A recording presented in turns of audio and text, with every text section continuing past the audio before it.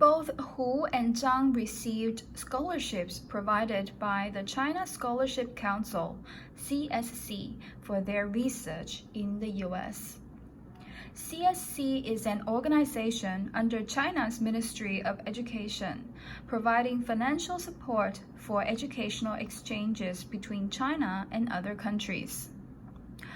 According to a recent research conducted by Georgetown University, CSC sponsors around 65,000 Chinese overseas students, accounting for 7% of Chinese nationals studying abroad. It also funds roughly the same number of foreign students in China. During his exchange study in America, Zhang received a monthly stipend of $1,900 from CSC. He was also required to submit a research report every 6 months, which his collaborator at Brown University would read and sign. China's higher education and research systems are mostly state-owned.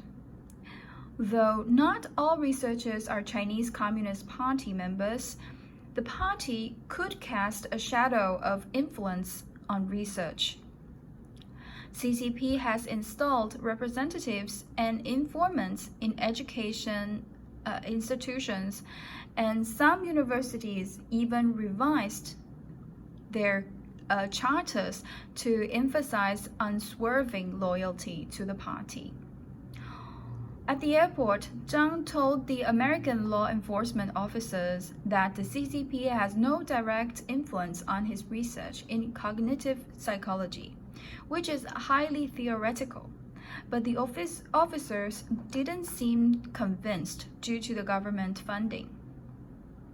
It's normal for all governments to fund scientific research. America also funds public universities and labs, Zhang says. There's no way for me to convince them if, in their views, government funding equals to the Communist Party's direct influence on every single research project. CSC is now under intense scrutiny in the US, and it is considered as an avenue by which Beijing could exert influence over overseas students.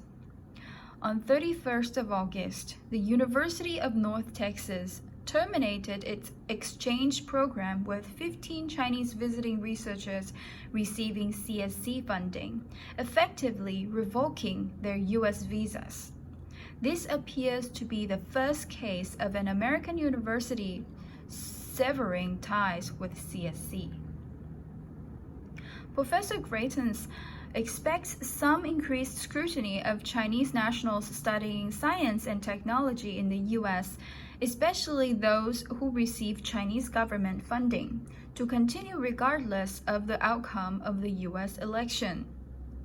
Both Trump and Biden administrations are likely to take the potential threat of illegal technology transfer between the US and China very seriously, she says.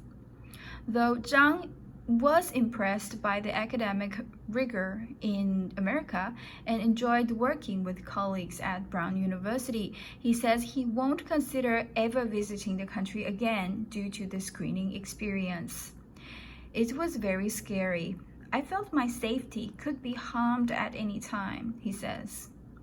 Worrying for a gloomy prospect of US-China relations, Zhang has started to lobby his Chinese friends in America to consider returning home.